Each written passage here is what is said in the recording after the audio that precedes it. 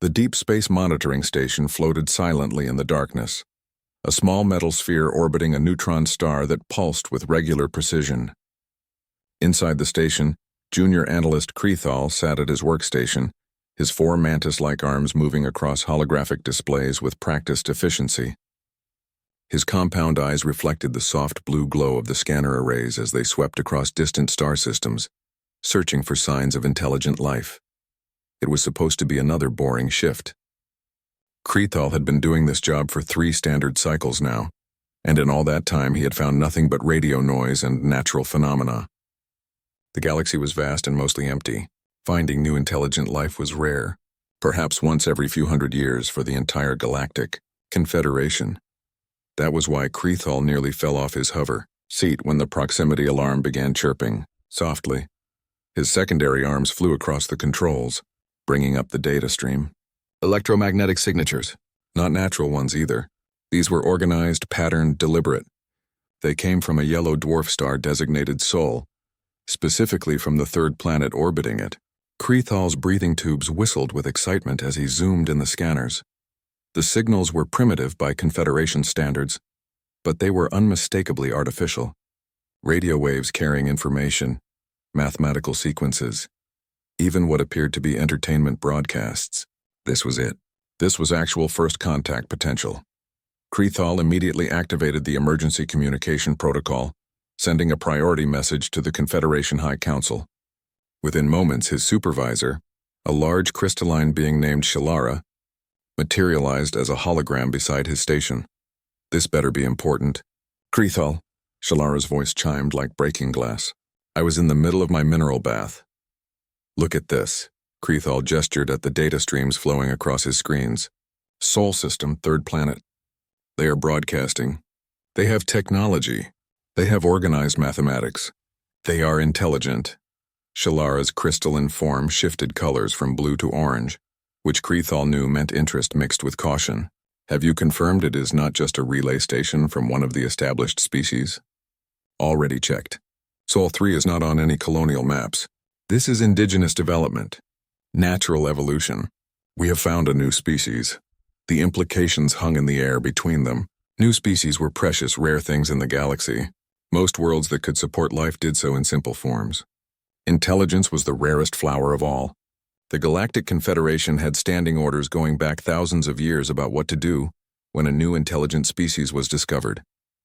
Initiate First Contact Protocol Alpha, Shalara commanded. I will notify the Council directly. Prepare a standard observation probe for immediate deployment. Krethal's arms moved with renewed energy as he pulled up the ancient protocols. First Contact Protocol Alpha was straightforward and had been refined over countless encounters. Step 1 was always the same. Send an automated probe to observe and gather information. No direct contact until the species' nature was understood. No interference until their technological and social development was cataloged. The Confederation had learned hard lessons in the past about rushing into relationships with species they did not understand. The probe bay at the bottom of the station hummed to life. A sleek silver device no larger than a personal transport pod began its pre-flight checks. It was loaded with every sensor the Confederation had developed over millennia. It could detect everything from atmospheric composition to brainwave patterns. It could record video and audio across 100 different spectrums. Most importantly, it had a sophisticated AI designed to analyze and interpret alien behavior. Krethal programmed the probe's mission parameters. Approach Sol 3 using stealth fields to avoid detection. Enter orbit and observe the dominant species. Record their technology level, social structures, and temperament. Look for signs of aggression, cooperation, artistic development, and scientific understanding. Estimate how long until they might develop faster than light travel. Most species took anywhere from 500 to 2,000 years after developing radio to achieving FTL capability. Probe is ready for launch, Krethal reported. Send it, Shalara ordered. And Krethal, good work. You may have just changed the course of Confederation history. A new species joining us is always a momentous occasion. The probe launched silently from the station, its small fusion drive pushing it toward Sol system. At maximum speed, it would take approximately 47 standard days to reach Sol 3. Krethal watched it disappear into the darkness, a small silver dot against the infinite black. He felt a strange mixture of emotions. Excitement, certainly. Pride that he had been the one to make the discovery. But also something else. A tiny whisper of worry that he could not quite explain. The galaxy was full of wonders, but it was also full of dangers. Not all intelligent species were peaceful. Not all were willing to join the Confederation's vision of cooperation and mutual growth. He pulled up the preliminary data on Sol 3 again. The planet was a water world, with large continents and a surprising amount of biodiversity. The atmosphere was oxygen-rich. The dominant species appeared to be bipedal, carbon-based, and had spread across most of the planet's landmasses. They had primitive satellites in orbit, and had even sent members of their own species to their planet's single moon. That last part was impressive. Species willing to leave their homeworld before achieving FTL travel showed courage and curiosity. Those were good signs. Krethal settled back into his station, preparing for the long wait. In 47 days, they would know everything about these new beings. In 47 days, the Confederation would decide whether to welcome a new member species. He had no idea that in 47 days, everything would change. The probe entered Earth's orbit exactly on schedule, its stealth fields bending light and electromagnetic radiation around its hull. To human sensors, it was completely invisible. To its own sophisticated scanning equipment, the blue and green planet below was an open book waiting to be read. The probe's AI activated its observation protocols and began recording everything. The dominant species called themselves humans. They were indeed bipedal, averaging between 1.5 and 2 meters in height. They had 2 arms, 2 legs, forward-facing eyes, and relatively small teeth for a species that had reached the top of their food chain. The probe's initial assessment was simple. They looked harmless. Soft skin, no natural armor, no claws or fangs to speak of. How had such fragile creatures become their planet's apex predator? The probe decided to find out. It descended lower, focusing its sensors on various population centers around the globe. The first recording site was a construction area in what humans called Dubai. The probe watched as humans worked on a massive tower that stretched impossibly high into the sky. What caught the AI's attention was not the building itself, but the workers. They were suspended hundreds of meters above the ground, walking on narrow beams without any apparent fear. The probe's analysis suggested that a fall from such height would be fatal. Yet the humans seemed almost casual about it. Flagged for analysis. Species shows reduced fear response to mortal danger. The probe moved to another location, a hospital in New York City. Here it observed humans in medical distress being treated by other humans. A surgical team worked on a patient who had been in a severe accident. The probe was impressed by their medical knowledge, but something else stood out. The lead surgeon had been working for 16 hours straight according to the probe's chronometer. The human showed signs of exhaustion, but continued working with steady hands and clear focus. Flagged for analysis. Species demonstrates extreme endurance beyond normal biological requirements. Next, the probe observed what humans called a sporting event, a marathon race in Tokyo where thousands of humans ran for more than 40 kilometers. The probe watched in growing confusion as humans pushed their bodies to the point of collapse, then got up and kept running. Some were clearly in pain, some were crying. None of them stopped. When they crossed the finish line, they celebrated.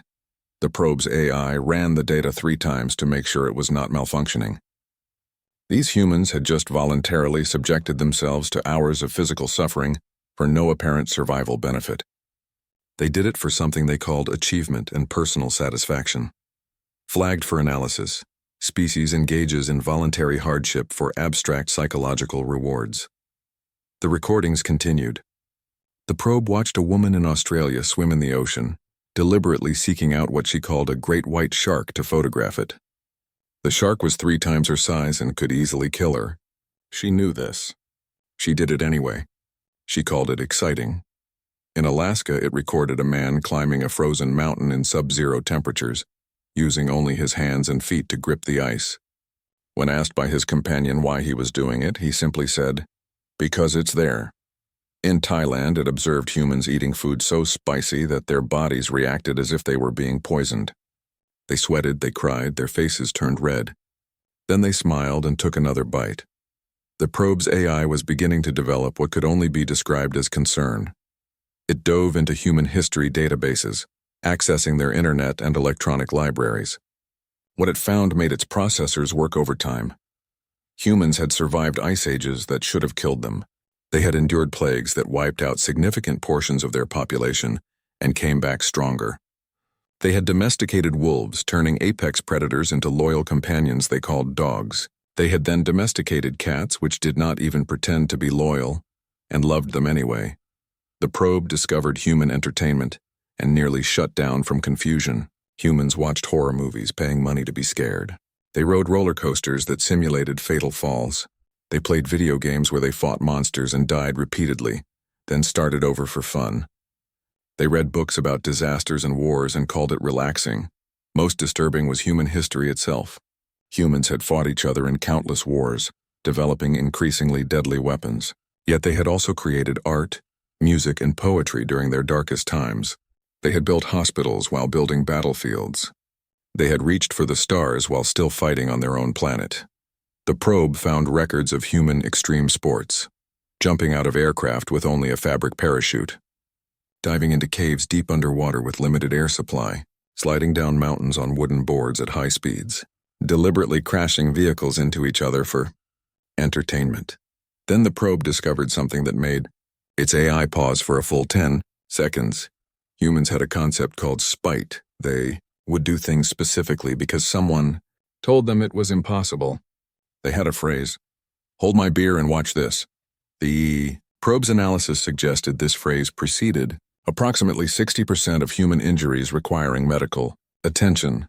The probe found documentation of humans fighting off bears with their bare hands, punching sharks, surviving falls that should have liquefied their organs, living through conditions that should have killed them through what they called sheer stubbornness or being too angry to die. Most alarming was the discovery of human pack-bonding instincts. Humans formed emotional attachments to anything, their pets obviously, but also their vehicles, their robots, their computers, even rocks with faces drawn on them. They named their cleaning robots and apologized when they bumped into furniture. They felt guilty about deleting computer files. They made friends with other species' natural prey animals and would fight to protect them. The probe compiled its final observations.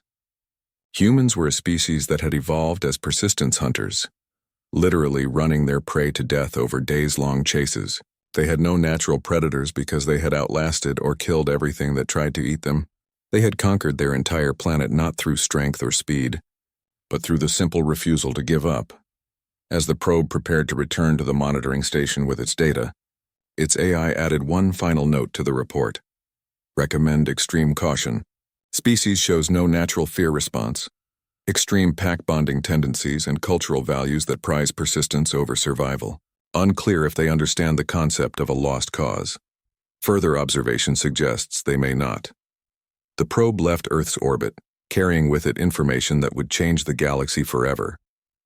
The council chamber was a massive sphere floating in space, a neutral meeting ground where the 12 species of the Galactic Confederation gathered for important decisions.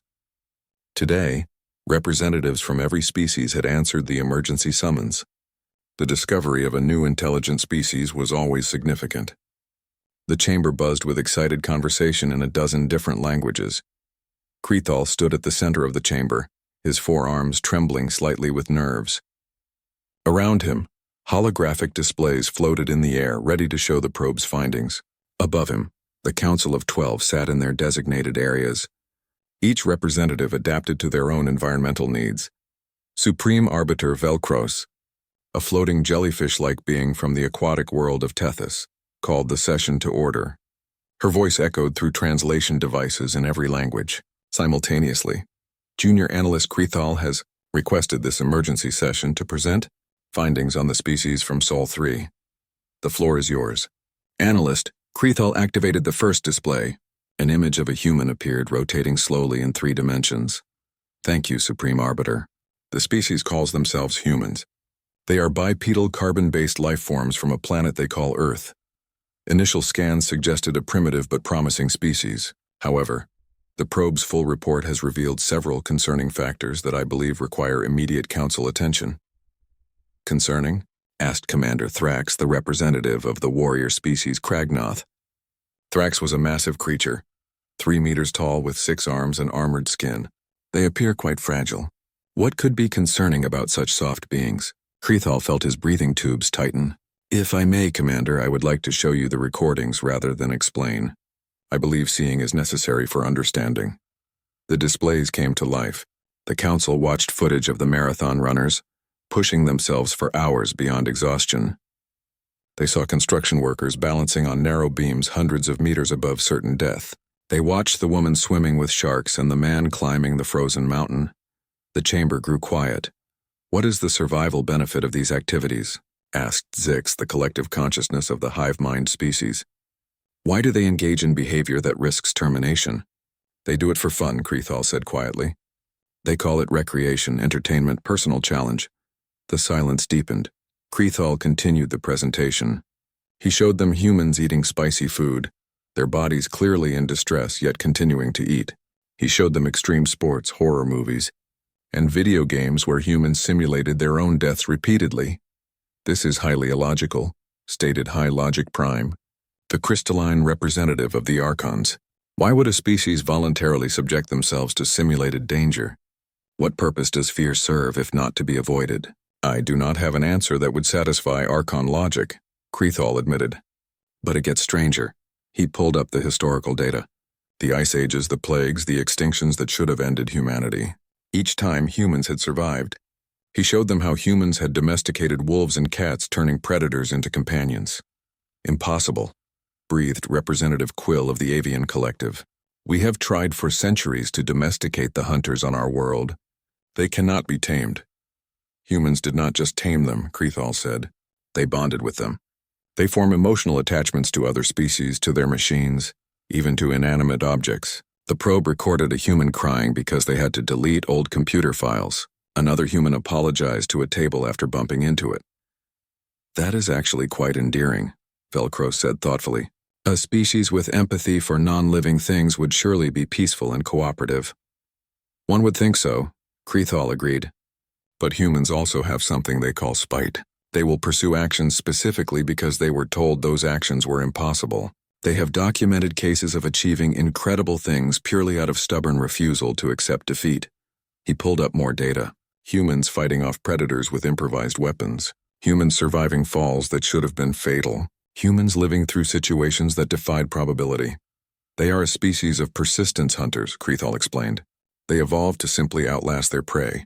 They would chase animals for days, weeks even, until the prey died of exhaustion. They did not need to be faster or stronger. They just needed to keep going longer than anything else on their planet. Commander Thrax leaned forward, his 6 arms gripping his seat. Show me their combat doctrine. Krethal had been dreading this moment. He pulled up human military history, war spanning centuries, weapons that could destroy entire cities, tactics that ranged from brilliant to absolutely insane. The council watched footage of human soldiers in various conflicts. They saw humans charging into battle despite overwhelming odds. They saw humans in defensive positions refusing to retreat even when retreat was the logical choice. They saw humans carrying wounded companions to safety under heavy fire, when leaving them would have been more efficient. They do not fight like any species we have encountered, Thrax said slowly. His voice, usually full of warrior's pride, now carried something else. Something that might have been fear. They fight with emotion, with loyalty, with refusal to accept defeat even when defeat is certain. They have a saying, Krethal added, it is better to die on your feet than live on your knees. They genuinely believe this. Surrender is not always their first option. Sometimes it is not an option at all. The chamber erupted in discussion, multiple species talking at once in alarm and confusion. But they are still primitive, someone argued. They have not even achieved faster than light travel. They are already in space, Krethal countered. They sent their own people to their moon using chemical rockets. They have stations in orbit. They have probes exploring their star system. And Supreme Arbiter. They did all of this while still fighting wars on their own planet. They reached for the stars while their civilization was still divided and often hostile to itself. How long until they achieve FTL capability? Velcros asked. The probe's AI estimates between 50 to 200 years. They are advancing rapidly. The weight of that statement settled over the council. 50 to 200 years was nothing in galactic terms, a blink of an eye. There is one more thing, Krethal said quietly. He pulled up the final file. The probe accessed human entertainment databases. Humans have been imagining first contact with alien species for over a century. They have written thousands of books, made hundreds of films, and created countless scenarios about meeting us. The displays showed human science fiction, peaceful contact, hostile invasions, trade negotiations, galactic wars. Humans had imagined every possible scenario and many impossible ones. They have been preparing for us, Krethal said. Without even knowing we exist, they have been thinking about how to meet us, fight us, befriend us, or defeat us. They are ready for first contact even though they have never had it. Commander Thrax stood up, his massive form towering in the holographic display. The great warrior who had led the Confederation military for 3 centuries looked at the Council with what could only be described as genuine concern. I have fought in 7 major conflicts, Thrax said slowly. I have led armies against pirates, against rebellions, against hostile species who refused Confederation peace. I have never retreated from battle. He paused, his 6 arms spreading wide. If we make contact with these humans, if they see us as a threat, I will not be able to protect the Confederation. These are not warriors like my people. Warriors understand honor, glory, tactical retreat. These are survivors who refuse to quit. There is no honor in fighting someone who will never surrender. There is no glory in defeating someone who will never admit defeat. There is only endless conflict. The chamber fell silent. If Commander Thrax, the legendary warrior, was afraid, then something was very wrong indeed. Supreme Arbiter Velcross's voice was quiet when she finally spoke. I am calling for an emergency vote. We must decide what to do about the humans of Sol 3 before they decide what to do about us. The emergency session stretched into its 3rd day. Representatives from all 12 Confederation species had returned to their homeworlds to consult with their governments, then reconnected via quantum communication. The chamber was now filled with dozens of advisors, military consultants, xenobiologists, and historians. Everyone wanted to weigh in on the human question. We should make contact immediately, argued Representative Quill. They are a young species. We can guide them, teach them our ways, help them avoid the mistakes we made in our own development. That is naive, countered Zix, the Hive Mind Collective. The probe's data shows they do not respond well to authority. They have a phrase, "You are not the boss of me." They say this even to their own leaders. How would they respond to alien guidance, especially from species they might see as trying to control them? High Logic Prime projected mathematical models into the center of the chamber. I have run probability simulations based on the probe's behavioral data. In 73% of first contact scenarios, humans respond with curiosity and caution. However, in 27% of scenarios, they respond with aggression born from fear. Given their military history and their refusal to surrender even in hopeless situations, that 27% represents an unacceptable risk. But we have superior technology, someone argued. Our weapons, our ships, our defenses are centuries ahead of theirs. Commander Thrax made a sound that might have been a laugh if it had not been so bitter. I have studied human military history extensively over the past 3 days. Do you know what I learned? Humans have a pattern. When faced with superior technology, they do not surrender. They adapt. They improvise. They find weaknesses. They use their enemies' advantages against them. He pulled up historical data from Earth. Look at this. A conflict they called World War II. One nation had superior technology, better training, and early victories. They should have won easily. But their enemies refused to quit. They endured horrific casualties. They adapted their tactics. They turned their industrial capacity into a weapon. They won through sheer refusal to lose. That was humans fighting humans, Velcros pointed out. Would they be as determined against alien threats? The probe found thousands of their entertainment scenarios, Krethal interjected. In almost every scenario where humans face alien invasion, they fight back. Even when the aliens are shown as vastly superior. Even when Earth is burning and their cities are destroyed. They fight. They resist. They find a way to strike back. It is cultural. It is deeply embedded in their psychology. The Archon representative recalculated his models. If we assume humans would respond to contact with the same determination they show in their fictional scenarios, the probability of peaceful coexistence drops to 42%. The probability of eventual conflict rises to 58%. Unacceptable odds, Velcro stated. There is another factor, added Dr. Zelnith. a xenobiologist from the oceanic world of Tethys.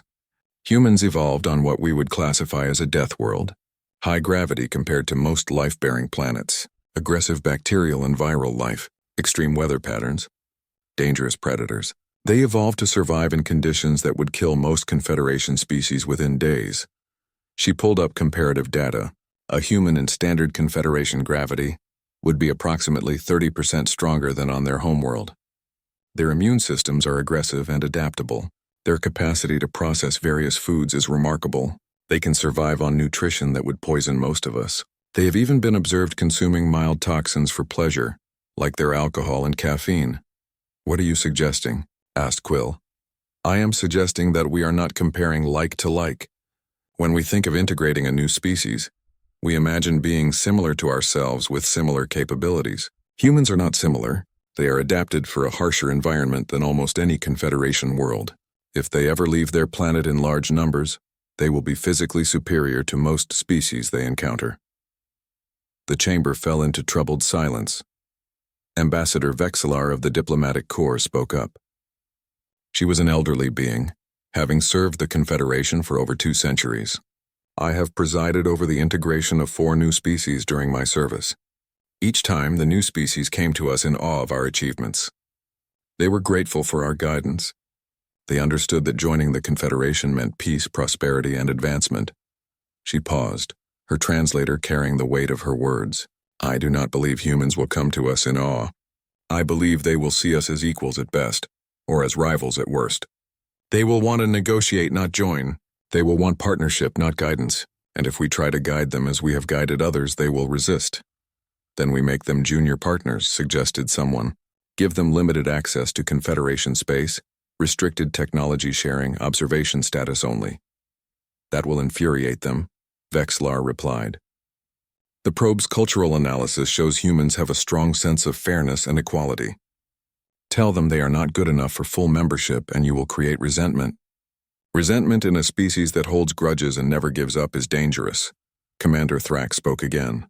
"I have consulted with my military council. We are unanimous in our recommendation. Avoid contact with humans until they are significantly more mature as a species. Do not provoke them. Do not challenge them. Do not give them a reason to see us as threats." "How long?" Felcross asked. "Minimum of 2,000 years. Perhaps 5,000 would be safer." 5,000 years? Quill was shocked. "We cannot simply ignore an entire species for 5 millennia. "Watch the recordings again," Thrax said grimly. "Really watch them. Look at how humans move through their world. They have conquered everything on their planet.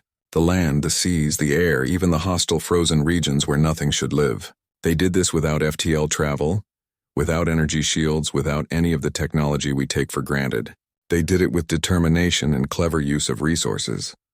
He stood to his full imposing height. "I am a warrior. My species lives for combat and glory. But I am not a fool. Humans are not warriors like us. They are something more dangerous. They are survivors who evolved in hell and decided to make it home. When they reach the stars, they will not ask permission to be there. They will simply go." The debate continued for hours, but the tone had shifted. No one was seriously arguing for immediate contact anymore. The question had become not whether to avoid contact, but how to avoid it safely. Finally, Ambassador Vexillar proposed a solution. "We classify the Sol system as a forbidden zone. We remove its coordinates from all public star charts. We establish a monitoring station at the edge of their star system to track their development. We watch, we wait, and we hope that given enough time they mature into a species we can safely interact with." "And if they discover us first?" someone asked. "If they develop FTL and come looking for us?" Vexillar's translator carried something that might have been humor. "Then we smile, welcome them warmly, and hope they are in a good mood." The vote was called. One by one, each species representative cast their decision. It was unprecedented. Never before had the Confederation voted to avoid contact with a new intelligent species. But the probe's data was clear, and the risk was too great. The final vote was unanimous. Sol 3 would be classified as forbidden. Humans would be left alone. Supreme Arbiter Velcros made it official.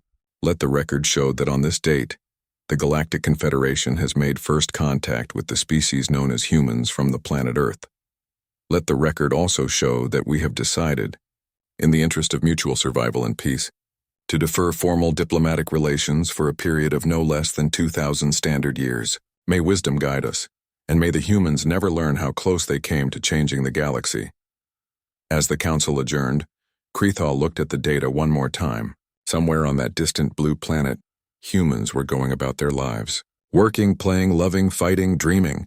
They had no idea that they had just been discovered and immediately classified as too dangerous to meet. He wondered what they would think if they knew. Knowing humans, they would probably find it funny. The vault was located in the deepest level of the Confederation Archive, a massive facility carved into an asteroid at the center of Confederation space. Krethal accompanied the archivist as they stored the complete report on humanity in a special container designed to last for thousands of years. The container was marked with the highest classification level in Confederation history.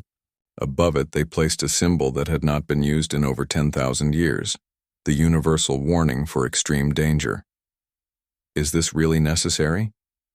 asked one of the young archivists, a floating blob of luminescent gas named Fix. "Yes," Krethal replied simply. He had been the one to discover humanity. He felt responsible for making sure future generations understood what they were dealing with. "If anything happens to the Confederation, if our civilization falls and rises again, whoever finds this archive needs to know. Stay away from Sol 3, do not provoke the humans. Do not challenge them. Just leave them alone. They sound terrifying," Fix said. Krethal thought about the recordings. The woman swimming with sharks, the man climbing the frozen mountain, the child hugging a dog that could easily kill them but chose not to. The humans crying over computer files and apologizing to furniture. "They are not terrifying," he said finally. "They are complicated. They are capable of great kindness and terrible violence, often at the same time. They are unpredictable. That is what makes them dangerous." The container was sealed and placed in a special room. The door closed with a heavy thud that echoed through the vault. Krethal hoped it would stay closed for a very long time. Meanwhile, across the Confederation, the coordinates for Sol 3 were being systematically removed from every star chart. Every navigation database, every public record. Stellar cartographers worked overtime, replacing the real data with false information showing the system as empty space. Trade routes were adjusted to give the area a wide berth. Warning beacons were placed at what the Confederation deemed a safe distance, over 20 light-years away. The beacons did not explain why ships should avoid the area. They simply said unauthorized region. Travel not recommended. No exceptions. In the Oort cloud at the edge of Earth's solar system, a small automated monitoring station took up position. It was barely larger than a shipping container, powered by a cold fusion reactor that would last for thousands of years. Its sensors pointed inward, toward the bright star at the center of the system and the small blue planet that orbited it. The station had only one job: watch and report. If humans developed FTL travel, the Confederation needed to know. If humans left their star system, the Confederation needed to prepare. But the station was under strict orders: observe only, never interact, and under no circumstances let the humans know it was there. On Earth itself, humanity continued its normal existence, completely unaware of what had just happened. In a small apartment in Tokyo, a young girl looked through a telescope at the stars and wondered if anyone else was out there. She dreamed of becoming an astronaut one day, of traveling to other worlds and meeting other species. Her mother watched her and smiled, hoping her daughter's dreams would come true. At a research facility in California, scientists celebrated a breakthrough in fusion technology. The project leader gave a speech about how this could be the key to interstellar travel. "Someday," she said, "we will go to the stars. We will find other civilizations. We will not be alone anymore." Her team cheered and toasted with champagne, never knowing that other civilizations had already found them and decided to hide instead. In a cafe in Paris, the author typed away at his laptop, writing another first contact story. In his tale, aliens arrived in massive ships and humanity welcomed them with open arms. There were challenges, misunderstandings, but ultimately peaceful cooperation. He saved the document and smiled, proud of his optimistic vision of the future. In homes and schools and workplaces across the planet, humans went about their lives. They loved and fought and dreamed and struggled. They raised their children and cared for their elderly. They created art and music and literature, They argued about politics and religion and sports. They built and destroyed and rebuilt. They were magnificently, frustratingly, beautifully human. In the Confederation, the incident began to fade from immediate concern to become something else. A legend. A cautionary tale. In military academies, young cadets were told about the Death Worlders of Sol 3, the species so dangerous that the Confederation chose to hide from them. In diplomatic schools, students learned about the one species that was never contacted, the one that made the mighty Commander Thrax advise retreat. It became a story told in the quiet spaces between stars. Did you hear about the humans? Spacers would ask each other in distant ports. The Confederation found them and ran away. Some people did not believe it.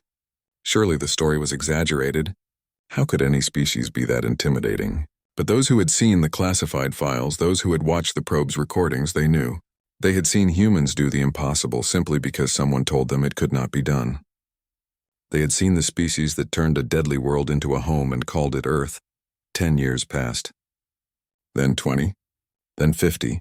The monitoring station in the Oort cloud sent its regular reports. Humans had established permanent bases on their moon. They had sent robotic probes to every planet in their star system. They were building larger space stations. Their technology was advancing rapidly, perhaps faster than the Confederation's projections had estimated. 100 years passed. The station reported that humans had established a colony on Mars. They were mining asteroids. They were talking about missions to other star systems, even without FTL technology. They were building generation ships prepared to spend hundreds of years in transit just to reach other stars. They would do that? A young Confederation analyst asked in disbelief. Spend their entire lives traveling, knowing they would never see the destination? They are humans, the senior analyst replied. If you tell them something is impossible, they take it as a personal challenge. 200 years passed. The station reported that humans were experimenting with faster-than-light theories. They had not achieved it yet, but they were getting close. The Confederation High Council began making quiet preparations. Plans were drawn up for what to do when humans inevitably came knocking on their door. And in the deepest parts of the Confederation archive, Krethal's report gathered digital dust, waiting for the day someone would need to open it again. On Earth, an old woman sat with her granddaughter, the same girl who had once looked through a telescope and dreamed of the stars. The girl was a woman now, and a grandmother herself, having spent her life working for the space program. Did we ever find anyone out there, Grandma? The child asked. The old woman smiled. Not yet, sweetheart, but we will keep looking. Maybe you will be the one to find them. What do you think they will be like? I hope they are kind, the grandmother said. I hope they are curious and brave and willing to be our friends. She looked up at the stars visible through the window. Somewhere out there, beyond the reach of human telescopes and probes, an entire galactic civilization was watching and waiting and hoping that humans would be exactly what her grandmother hoped for. Because if humans were not kind when they finally reached the stars, if they were as dangerous as the probe's report suggested they could be, then the galaxy would have to face something it had never truly faced before. A species that did not know how to quit. A species that turned impossible odds into challenges. A species that had looked at a harsh, deadly world and decided to not just survive it, but to thrive in it. The monitoring station's latest report came through. Humans had achieved their first successful faster-than-light test. It was crude and limited, but it worked. They would be leaving their star system within a generation. In the Confederation High Council, the message was received in silence. Well, Supreme Arbiter Velcro said quietly, I suppose we should prepare to finally meet our neighbors. Let us hope they are in a good mood when they arrive. And somewhere in the vast distance between Earth and the nearest Confederation world, the cosmic joke continued. Humanity had spent centuries looking for aliens, dreaming of first contact, imagining what it would be like to meet other intelligent species. They never knew that the aliens had been looking back, had found them first, and had immediately decided that maybe, just maybe, it was better to let the humans come to them. After all, you should never surprise someone who evolved to hunt by simply refusing to give up. You definitely should not surprise someone whose reaction to danger was to poke it with a stick and see what happened. And you absolutely should not challenge someone whose favorite response to being told something was impossible was to smile and say, "Hold my beer." The galaxy was about to meet humanity. Whether the galaxy was ready or not was another question entirely. But somewhere on Earth, in a small apartment in Tokyo, a child looked through a telescope at the stars and whispered, "I know you are out there. Someday I will find you." And somewhere in the darkness of space, a dozen alien species collectively shivered and hoped that when that day came, the humans would be friendly. Because if they were not, well, the galaxy would learn what Earth had already learned long ago. You cannot stop someone who refuses to be stopped. You cannot defeat someone who does not know how to surrender. You cannot outlast someone whose entire evolution was based on outlasting everything else. You could only hope they decided you were worth being friends with. The end was really just the beginning. And the galaxy would never be quite the same again.